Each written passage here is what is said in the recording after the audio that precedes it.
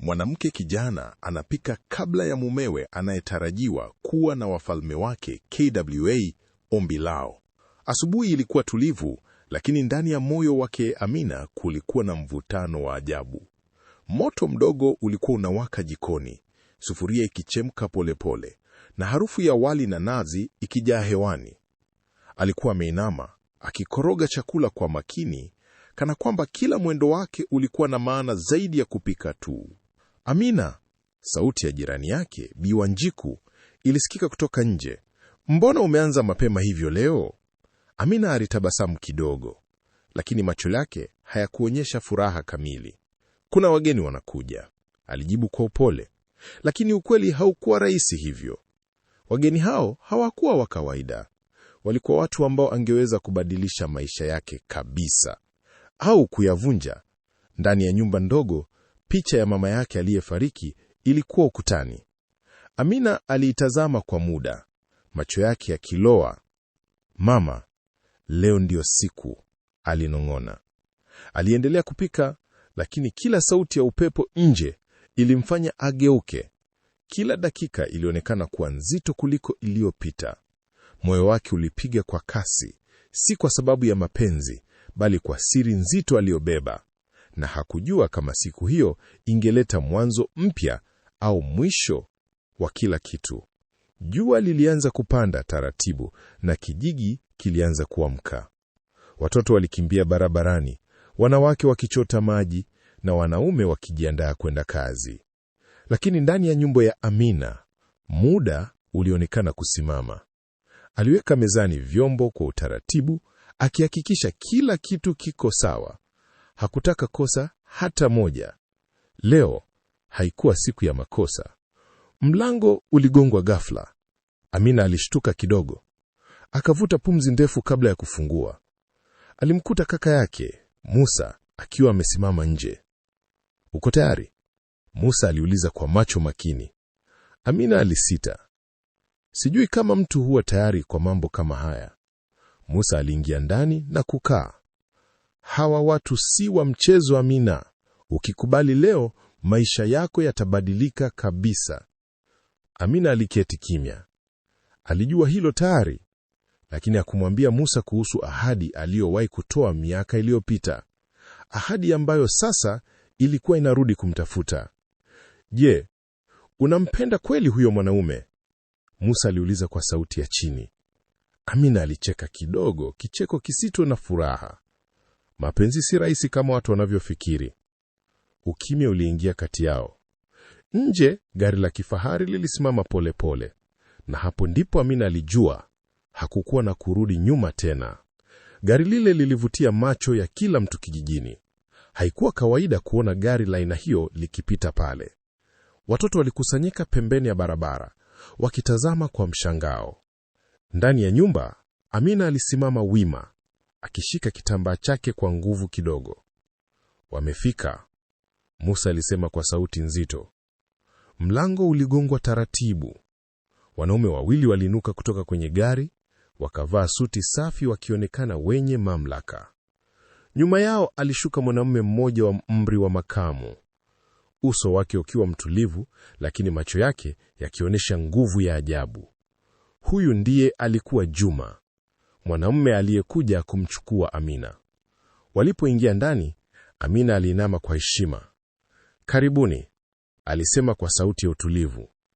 Juma alimwangalia kwa muda mrefu kabla ya kusema, "Tumesikia mengi mazuri kuhusu wewe." Amina alitabasamu kidogo. "Asante." Lakini ndani ya moyo wake kulikuwa na hofu. Sio kwa sababu ya Juma, bali kwa sababu ya kile kilichokuwa kifichwaga nyuma ya maisha yake. Mazungumzo yalianza rasmi. Walizungumza kuhusu familia, maisha na mipango ya baadaye. Kila kitu kilionekana kawaida. Lakini ghafla, mmoja wa wanaume wale alisema, "Kuna jambo tunahitaji kujua kabla hatujaendelea." Amina alihisi moyo wake ukisimama. Alijua swali hilo lingeweza kubadilisha kila kitu. Chumba kilijaa ukimya mzito. Hata sauti ya upepo nje haikusikika tena. Kila mtu alimtazama Amina akisubiri jibu lake. "Ni jambo gani hilo?" Musa aliuliza kwa tahadhari. Mwanaume yule alimsogelea kidogo Amina. Tumeambiwa kuwa wewe ni mwanamke mwaminifu na mwenye heshima, lakini kuna habari ndogo imefika masikioni mwetu. Amina alimeza mate kwa shida. Juma hakusema kitu. Alikuwa anamtazama tu, kana kwamba alikuwa anasoma moyo wake. Je, kuna mtu katika maisha yako ambaye bado ana nafasi moyoni mwako? Yule mwanaume aliuliza. Swali hilo lilikuwa rahisi kwa njia, lakini kwa Amina lilikuwa zito kuliko mlima. Alikumbuka siku za nyuma, uso wa mtu ambaye hakuwa amemsahau kabisa. Alifunga macho kwa sekunde chache. Hapana, alisema polepole, lakini ndani yake alijua hiyo haikuwa kweli kabisa. Juma aliindama kidogo mbele. Amina, maisha yangu si ya kawaida. Nitahitaji mwanamke ambaye hatakuwa na siri. Maneno hayo yalipenya moyoni mwa Amina kama mshale, kwa sababu siri aliyokuwa nayo haikuwa ndogo na haingeweza kufichwa milele. Mazungumzo yaliendelea, lakini hali haikuwa ile ile tena. Kulikuwa na kitu kimebadilika. Hata Musa alihisi, lakini hakujua ni nini hasa. Amina alienda jikoni kuleta chakula. Mikono yake ilitetemeka kidogo alipokuwa akipanga sahani. Usiharibu kila kitu sasa, alijiambia kimoyomoyo. Aliporudi mezani, aliweka chakula mbele yao kwa utulivu. Harufu nzuri ilijaa chumbani, na hata wageni walionekana kuvutiwa. Una mkono mzuri wa kupika, Juma alisema kwa mara ya kwanza, akitabasamu kidogo. Asante, Amina alijibu. Lakini kabla hata hawajaanza kula, mlango uligongwa tena kwa nguvu. Kila mtu aligeuka. Musa alisimama. Nani huyo tena?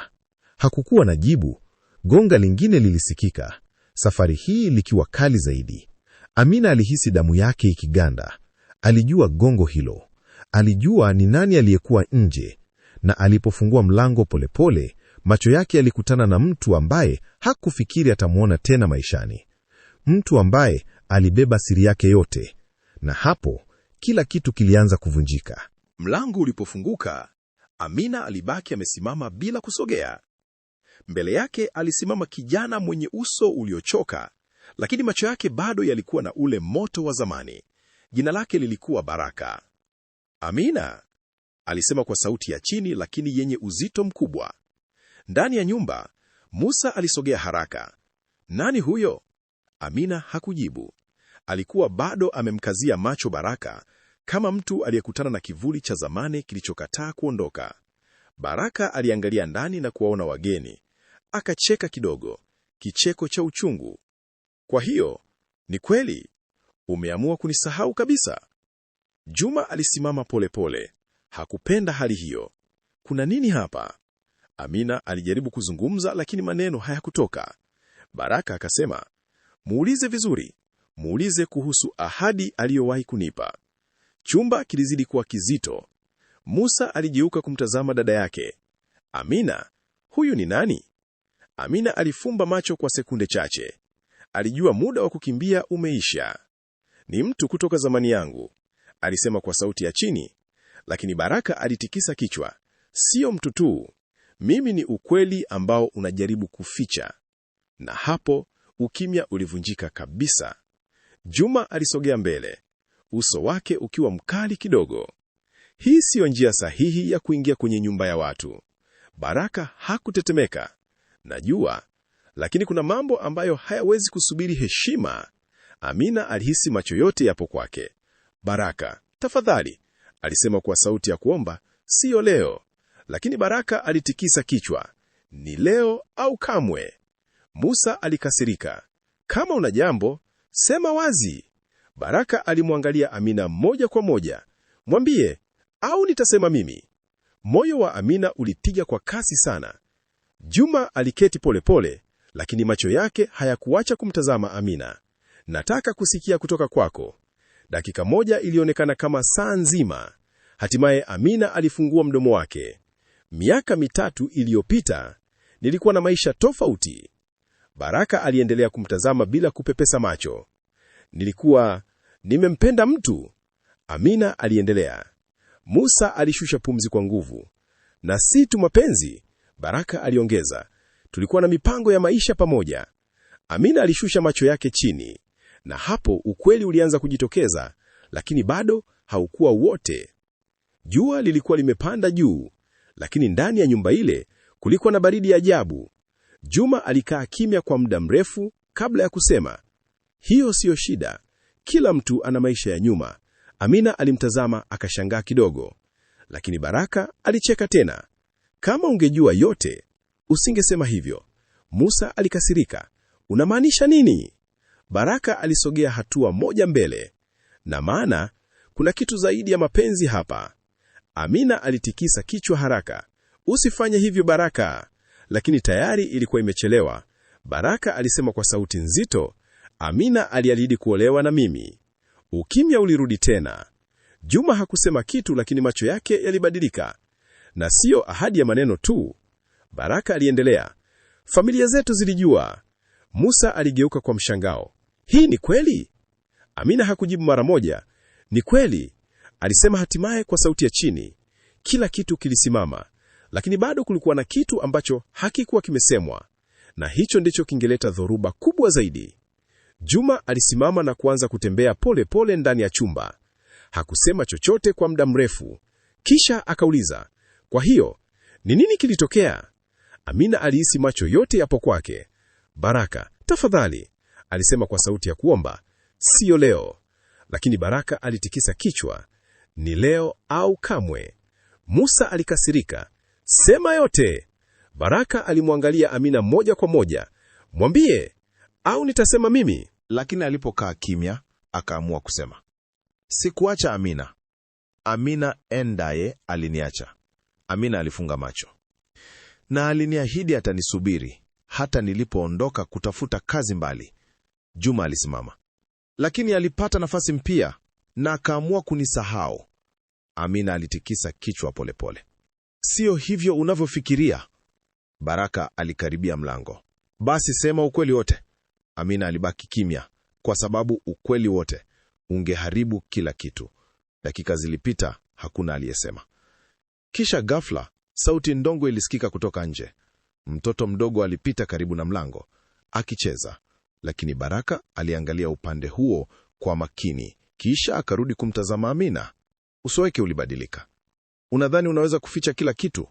Aliuliza kwa sauti ya chini lakini kali. Amina alihisi miguu yake kuwa dhaifu. Juma alikaza macho. Kuna nini kingine? Baraka alinyamaza kwa sekunde chache, kisha akasema, kuna kitu ambacho hakijawahi kusemwa hapa. Musa alichoka kabisa. Sema. Baraka akavuta pumzi ndefu. Kuna mtoto. Chumba kililipuka kimya. Amina alilia kwa mara ya kwanza. Juma alisimama bila kuamini. Mtoto? Musa aliuliza kwa mshangao. Baraka alimtazama Amina moja kwa moja. Mwambie, huyo mtoto ni nani?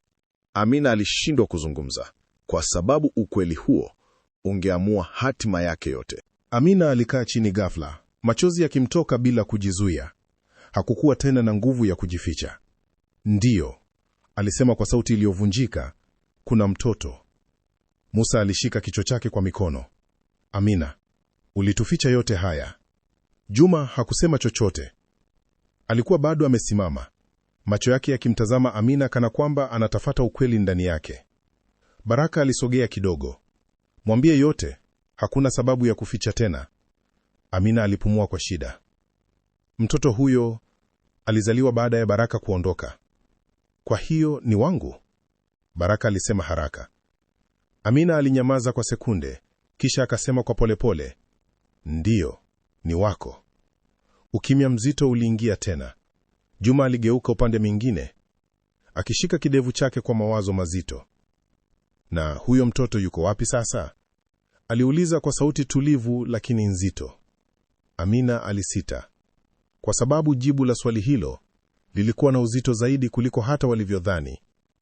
Amina alisimama polepole, miguu yake ikiwa dhaifu. Mtoto yuko hai, alisema. Musa alikaribia. Amina, tafadhali sema wazi.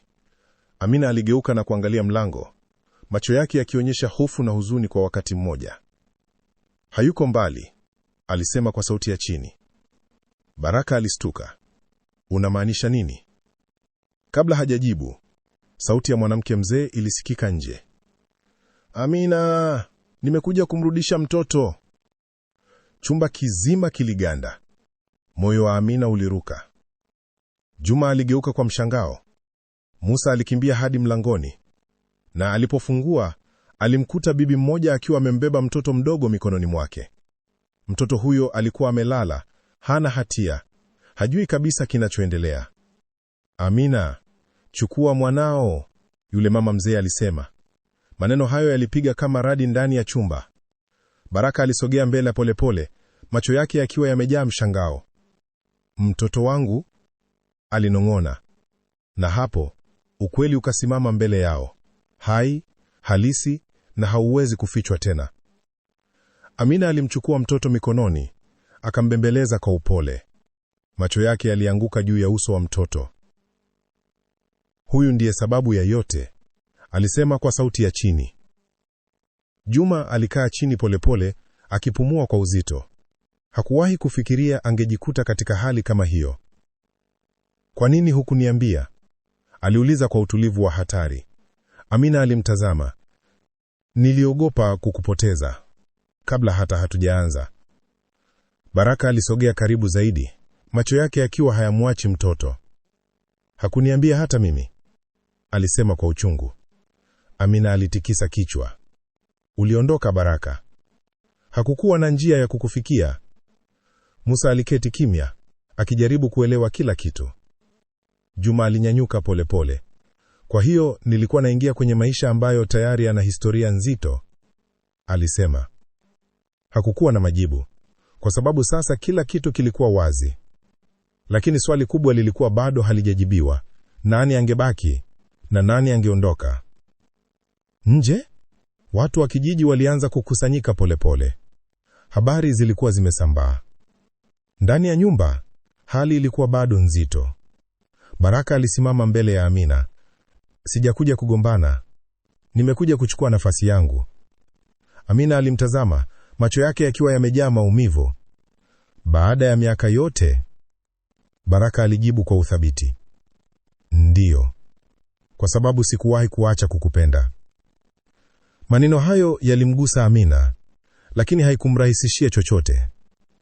Juma alicheka kidogo, kicheko cha uchungu. Haya sasa, mapenzi yamekuwa mashindano. Musa alisimama katikati yao. Hii siyo njia, lazima tufikie uamuzi wa heshima. Juma alimwangalia Amina moja kwa moja.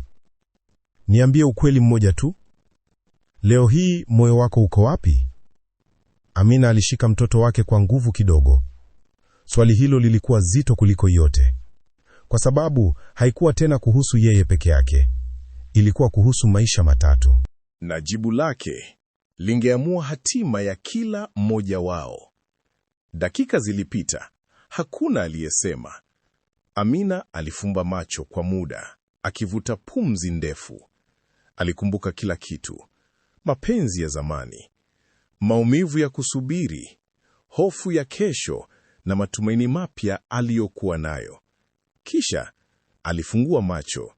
Kwanza alimwangalia Baraka, kisha akamgeukia Juma. Sitachagua kwa sababu ya hofu, alisema polepole. Kila mtu alimsikiliza kwa makini. Sitachagua kwa sababu ya pesa au maisha mazuri tu. Juma alishusha macho kidogo. Na sitachagua kwa sababu ya historia pekee. Baraka alikaza uso. Amina aliinua mtoto wake kidogo. Nitachagua kwa sababu ya ukweli na kile kitakachompa huyu mtoto maisha bora na ya amani. Ukimya ulitawala tena. Kisha akaongeza kwa sauti tulivu lakini thabiti, lakini kabla ya hapo, kuna jambo moja ambalo nyote hamlijui. Watu walistuka kwa sababu walidhani ukweli wote tayari ulikuwa wazi, lakini kumbe kulikuwa bado na siri kubwa zaidi. Chumba kilikuwa kimya kiasi kwamba hata pumzi za watu zilikuwa zikisikika. Amina alimtazama kila mmoja wao, macho yake sasa yakiwa na uamuzi tofauti na ule wa mwanzo. Mtoto huyu, alianza kusema polepole, si wa kawaida. Baraka alikunja uso. Unamaanisha nini? Ni mwanangu. Amina alitikisa kichwa. Ndiyo, ni wako, lakini kuna jambo ulilowahi kufanya bila kujua athari yake. Juma alisogea karibu kidogo. Amina, sema wazi. Amina alimeza mate. Baraka, ulipokuwa unaondoka, ulinipeleka kwa mtu mmoja. Baraka alishtuka. Mtu bani? Yule mzee uliyemwamini sana, aliyesema atatusaidia kifedha na kutuunganisha na watu wakubwa. Baraka alinyamaza. Musa aliuliza, unamaanisha nini? Amina aliendelea, baada ya wewe kuondoka, mambo yalibadilika. Yule mzee hakuwa mtu wa kawaida. Juma alikaza macho. Ni nani huyo? Amina alitoa jibu kwa sauti ya chini. Alikuwa anahusiana na watu wenye nguvu sana, watu ambao hawapendi siri zao zijulikane. Na hapo hadithi iligeuka kutoka mapenzi kwenda hatari. Baraka alisogea nyuma kidogo, uso wake ukionyesha hofu ya kwanza kabisa tangu aingie. Haiwezekani, alisema. Amina alitikisa kichwa. Ndiyo ukweli. Musa alikasirika. Amina, mbona hatujawahi kusikia haya? Amina alimjibu kwa uchungu. Kwa sababu niliogopa. Sio kila kitu kinaweza kusemwa hadharani. Juma aliketi tena, sasa akiwa makini zaidi kuliko mwanzo. Endelea. Amina alisema, yule mzee aliniambia, mtoto huyu si mtoto wa kawaida. Kuna watu wanamtafuta. Baraka alikataa. Hapana, hii sasa ni hadithi tu. Lakini Amina aliongeza, baada ya kujifungua, nilianza kuona watu wasiojulikana wakizunguka hapa kijijini. Musa alishtuka. Unamaanisha tumekuwa hatarini muda wote? Amina alinyamaza kidogo, kisha akasema, ndiyo. Ukimya mzito uliingia tena. Sasa haikuwa tena kuhusu nani ataoa nani. Ilikuwa kuhusu usalama wa maisha yao. Na kila mmoja alianza kuelewa. Hii ilikuwa kubwa kuliko walivyofikiria. Nje upepo ulianza kuvuma kidogo, na anga likawa la mawingu mazito. Ndani ya nyumba, Juma alisimama kwa haraka. Tunapoteza muda, alisema kwa sauti thabiti. Kama hii ni kweli, basi huyu mtoto yuko hatarini. Baraka alionekana kuchanganyikiwa. Lakini kwa nini? Mtoto mdogo anaweza kuwa na nini cha maana hivyo? Amina alimwangalia mmoja kwa mmoja. Hilo ndilo sikuwahi kuelewa. Lakini wale watu hawakuacha kufuatilia. Musa alitoka nje kuangalia mazingira. Aliporudi, uso wake ulikuwa umebadilika. Kuna gari lingine limepaki mbali kidogo na hapa, alisema. Kila mtu alishtuka. Juma aligeuka haraka. Umeona nani? Musa alitikisa kichwa. Sijawajua, lakini hawana sura za kawaida za hapa kijijini. Amina alishika mtoto wake kwa nguvu zaidi. Baraka alikaza mikono yake. Hii imekuwa kubwa kuliko tulivyofikiria. Juma alisema kwa sauti ya mamlaka. Hakuna anayesogea peke yake. Tuko pamoja hadi tujue ukweli wote. Lakini ndani ya moyo wa Amina alijua jambo moja. Huu ulikuwa mwanzo tu wa hatari. Dakika chache zilipita kwa tahadhari kubwa. Kila mtu alikuwa kimya, akisikiliza hata sauti ndogo zaidi. Kisha ghafla mlango uligongwa tena. Safari hii sio kwa nguvu, bali kwa utulivu wa kutisha. Amina alihisi mwili wake ukitetemeka. Musa alinyamaza akimwangalia Juma. Juma alisogea mbele polepole. Nitafungua. Baraka alisimama karibu naye. Mlango ulipofunguliwa, walimkuta mwanamume mmoja akiwa amesimama nje. Alivaa suti nyeusi, uso wake hauna hisia. Shikamoni, alisema kwa utulivu. Hakuna aliyemjibu. Tunajua mtoto yuko hapa, aliendelea. Maneno hayo yalifanya moyo wa Amina kudunda kwa nguvu. Juma aliuliza kwa ukali, wewe ni nani? Mwanaume alitabasamu kidogo. Mimi ni mtu anayehakikisha mambo yanaenda kama yalivyopangwa. Baraka alisogea mbele. Hakuna atakayechukua mtoto huyu. Mwanaume alimtazama kwa utulivu. Hilo haliko mikononi mwako. Na hapo hatari ikawa halisi kabisa. Mvutano ulifikia kilele. Juma alisimama mbele ya mlango akizuia njia. Hutapita hapa. Mwanaume yule hakushtuka hata kidogo. Hii sio vita unayotaka kuanzisha. Musa alichukua fimbo iliyokuwa karibu. Tuko tayari. Ndani, Amina alikuwa amemkumbatia mtoto wake, machozi yakimtoka kimya kimya. Baraka aligeuka na kumwambia kwa sauti ya chini, "Usiogope, nipo hapa." Lakini hata yeye mwenyewe hakuwa na uhakika. Mwanaume alitoa simu yake na kusema kwa utulivu, "Tunaingia sasa." Maneno hayo yalikuwa kama ishara. Ghafla watu wengine wawili walionekana mbali wakikaribia nyumba. Juma alitazama kwa makini, akipima hali. Kisha akasema kwa sauti ya chini lakini yenye nguvu, "Lazima tutoke hapa sasa." Musa alishangaa. "Kwenda wapi?" Juma alimwangalia Amina. "Mahali ambapo hawawezi kutupata kirahisi." Amina alikaza mtoto wake, kwa sababu sasa haikuwa tena kuhusu kuchagua mwanaume. Ilikuwa kuhusu kukimbia ili kuokoa maisha. Juma hakupoteza muda. Toka nyuma ya nyumba, alisema KWA, sauti ya chini lakini ya haraka. Musa aliongoza NJI kupitia mlango wa nyuma uliokuwa karibu na jikoni. Amina alimkumbatia mtoto wake kwa nguvu, akitembea kwa tahadhari, huku moyo wake ukidunda kwa kasi. Baraka alikuwa nyuma yao, macho yake yakichunguza kila kona. Walipotoka NJ, upepo ulikuwa mkali kidogo. Kijiji kilionekana cha kawaida, lakini kwao kila kitu kilikuwa na hatari. "Harakeni," Musa alisema. Walipita kwenye NJI nyembamba kuelekea mashamba ya mahindi yaliyokuwa nyuma ya nyumba.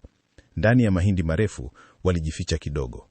Kutoka mbali waliweza kuona watu wale wakiingia ndani ya nyumba ya Amina. Amina alifunika mdomo wake ili asilie. "Hatutakiwi kubaki hapa muda mrefu," Juma alisema. "Watatugundua." Baraka aliuliza, "Una mpango gani?" Juma alimwangalia kwa sekunde chache. "Ninawajua watu, lakini hatuwezi kuwaamini wote." Amina alishika mtoto wake kwa nguvu zaidi, kwa sababu sasa alikuwa anaelewa maisha yaliyokuwa anayaishi yalikuwa yameingia kwenye vita ambayo hakuwahi kujiandaa nayo. Walitembea kwa muda mrefu kupitia mashamba, wakiepuka barabara kuu. Jua lilianza kushuka polepole na uchovu ukaanza kuonekana kwenye nyuso zao. "Hatutaweza kukimbia milele," Musa alisema. Juma alijibu, "Sio kukimbia, ni kupanga hatua." Walifika kwenye nyumba ndogo ya zamani iliyokuwa imeachwa. "Hapa tunaweza kupumzika kidogo," Juma alisema. Amina aliketi chini, akimlaza mtoto wake kwa upole. Mtoto alikuwa bado amelala, kana kwamba hajui hatari yote inayomzunguka. Baraka alisimama pembeni, akimtazama Amina kwa macho yenye mchanganyiko wa upendo na majuto. "Samahani," alisema kwa sauti ya chini. Amina alimwangalia. "Kwa nini?" "Kwa kukuingiza kwenye haya yote bila kujua." Amina alitikisa kichwa. "Hii sio lawama ya mtu mmoja." Juma aliwasogelea. "Hii sio muda wa kulaumiana. Lazima tujue ukweli wote." Musa aliuliza, "Ukweli gani tena?" Juma alisema kwa uzito, "Huyu mtoto ni nani hasa, na kwa nini wanamtafuta?" Na hapo maswali mapya yakazaliwa. Usiku uliingia polepole. Ndani ya ile nyumba ndogo walikaa karibu wakizungumza kwa sauti ya chini. Juma alimtazama Amina. "Lazima ukumbuke kila kitu yule mzee alichokuambia." Amina alifikiria kwa muda. Alisema mtoto huyu ana thamani, lakini hakueleza wazi. Baraka alikasirika. "Hiyo haileti maana." Juma alijibu kwa utulivu, "Watu wenye nguvu hawasemi kila kitu wazi." Musa aliuliza, "Inawezekana mtoto huyu anahusiana na familia fulani kubwa?" Amina alishtuka kidogo. "Alitaja kitu kama hicho, lakini sikuweka maanani." Juma akaza macho. "Hapo ndipo kuna jibu." Baraka alitembea huku na huku.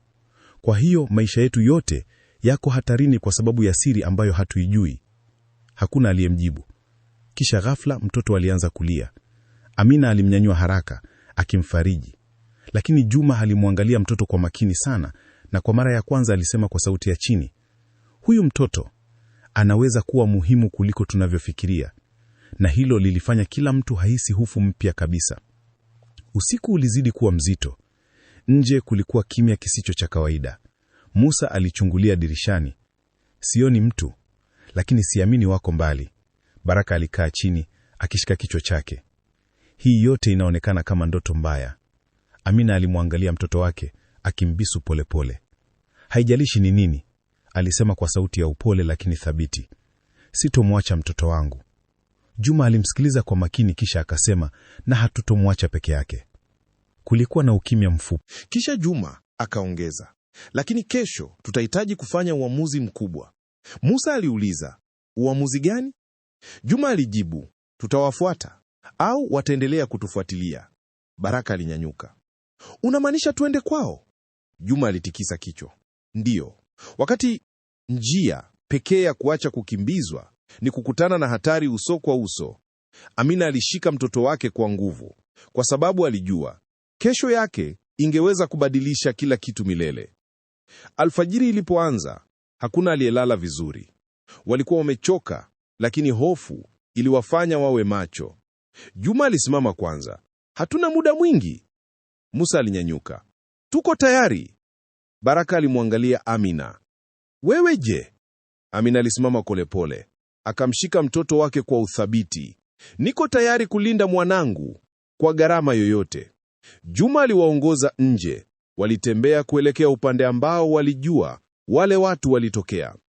Kila hatua ilikuwa nzito, lakini hakuna aliyerudi nyuma. Baada ya muda, walifika karibu na barabara kubwa. Na hapo, waliona magari mawili yakiwa yamepaki. Mwanaume yule wa suti nyeusi alisimama nje, kana kwamba alikuwa anawangoja. Alitabasamu kidogo. Nilijua mtakuja, alisema. Juma alisimama mbele ya wengine. Tumekuja kwa majibu. Mwanaume alitikisa kichwa. Basi mtayapata. Akatulia kwa sekunde chache, kisha akaongeza, lakini sio majibu mtakayopenda. Na hapo ukweli wa mwisho ulikuwa karibu kufunguliwa. Waliposimama mbele ya yale magari, hakuna aliyesema KWA. Sekunde chache, mwanaume wa suti nyeusi aliwatazama mmoja mmoja, macho yake yakiwa makini sana. Mtoto huyo, alianza kusema polepole, si wa kawaida kwa sababu ya damu yake. Amina alishika mtoto wake kwa nguvu zaidi. Baraka alikaza uso. Damu gani? Mwanaume alijibu, kuna familia moja yenye nguvu kubwa, si kwa pesa tu, bali kwa ushawishi. Mtoto huyo ana uhusiano nao. Musa alishangaa. Inawezekanaje? Juma alikata kauli. Endelea. Mwanaume alisema, miaka mingi iliyopita, kulikuwa na makubaliano ya siri. Watoto wachache walichaguliwa kuwa sehemu ya urithi mkubwa. Amina alitikisa kichwa. Sikuwahi kukubali hilo. Mwanaume alimtazama. Hukujua, lakini tayari ilifanyika. Baraka alikasirika. Hatutawaka mtoto wetu. Mwanaume alinyamaza kidogo, kisha akasema, si swala la kuwapa au kutoapa, ni swala la hatima. Na hapo vita ya mwisho ilianza. Vita ya kuchagua kati ya nguvu na familia. Juma alisogea mbele, macho yake yakiwa makali. Hakuna kitu kama hatima kinachotulazimisha, alisema kwa uthabiti. Mwanaume alitabasamu kidogo. Unadhani unaweza kupambana na mfumo mkubwa hivyo? Baraka alisimama upande wa Amina. Tutapambana. Musa alishika fimbo yake kwa nguvu zaidi. Amina alitazama mtoto wake, macho yake yakijaa machozi, lakini pia nguvu mpya. Sitamtoa mwanangu kwa mtu yoyote, alisema kwa sauti tulivu lakini yenye nguvu. Mwanaume alitoa ishara ndogo. Wale watu wengine wawili walisogea mbele kidogo. Mvutano uliongezeka. Lakini ghafla, Juma alinyanyua mkono wake. Simameni, alisema kwa sauti ya mamlaka. Kila mtu alisimama. Juma alimwangalia yule mwanaume moja kwa moja. Kuna njia nyingine. Mwanaume alikunja uso kidogo. Njia gani? Juma alisema kwa utulivu. Mtoto hatakuwa mali ya mtu yeyote, lakini pia hatakuwa tishio kwa mfumo wenu. Maneno hayo yalibadilisha hali nzima. Kulikuwa na ukimya mzito baada ya maneno ya Juma. Mwanaume wa suti alimtazama kwa makini. Una uhakika wa unachosema? Juma alitikisa kichwa. Ndiyo, nitahakikisha mtoto huyu anaishi maisha ya kawaida, mbali na mambo yenu. Baraka aligeuka kwa mshangao. Unawezaje kuahidi hilo? Juma alimjibu kwa utulivu. Kwa sababu nina njia ya kufanya hivyo. Amina alimtazama Juma kwa macho mapya. Kwa mara ya kwanza, aliona sio tu mtu aliyekuja kumwoa, bali mtu aliyekuwa tayari kulinda maisha yao. Mwanaume alifikiria kwa muda mrefu, kisha akasema, kama hilo litafanyika, hatutamfuatilia tena. Musa alishusha pumzi kwa nguvu, lakini Baraka bado alikuwa na mashaka. Na tukishindwa, mwanaume alijibu kwa sauti tulivu lakini ya kutisha, basi tutarudi. Amina alikaza mtoto wake, kwa sababu sasa walikuwa wamepewa nafasi moja tu, nafasi ya mwisho. Walirudi polepole, kila mmoja akiwa kimya. Hakukuwa na furaha ya ushindi, kulikuwa na uzito wa uamuzi walioufanya. Walipofika mbali kidogo na barabara, Baraka alisimama. Amina, alisema kwa sauti ya chini. Amina aligeuka. Ninajua nimechelewa. Baraka aliendelea, lakini bado nakupenda. Amina alinyamaza kwa muda, kisha akasema kwa upole, mapenzi si maneno tu Baraka, ni muda, uamuzi na kujitoa. Baraka alishusha macho. Juma alisimama pembeni, hakuingilia. Amina aliendelea, ulinipenda, lakini haukuwepo nilipokuhitaji zaidi. Maneno hayo yalikuwa mazito. Baraka alikubali kwa kichwa, macho yake yakiwajaa huzuni. Na wewe? Aliuliza akimwangalia Juma. Amina alimtazama Juma kwa macho mapya. Kisha akasema, sasa nachagua maisha ya utulivu na mtu ambaye yuko tayari kubaki. Na hapo uamuzi wa mwisho wa moyo wake ulifanyika. Siku kadhaa zilipita. Kijiji kilirudi kwenye hali yake ya kawaida, lakini maisha ya Amina hayakuwa yale yale tena. Alikuwa amebadilika. Alikuwa mama, mpiganaji na mwanamke aliyepitia moto wa maisha. Juma alisimama karibu naye, si kama mgeni tena, bali kama mtu aliyekuwa sehemu ya familia yake. Musa alicheka kidogo siku moja. Hatimaye mambo yamekaa sawa. Amina alitabasamu, akimtazama mtoto wake aliyekuwa akicheza chini. Baraka hakuondoka mbali sana, lakini alikubali nafasi yake. Alikuja mara chache kumuona mtoto wake kwa heshima na mipaka. Amina alijifunza jambo moja kubwa: sio kila anayekupenda ataweza kubaki, na sio kila anayebaki alikuwa mwanzo wa hadithi yako, lakini anaweza kuwa mwisho mzuri. Alimshika mtoto wake na kumkumbatia. Hatutarudi nyuma tena, alinong'ona, na kwa mara ya kwanza tangu mwanzo wa yote, moyo wake ulikuwa na amani ya kweli.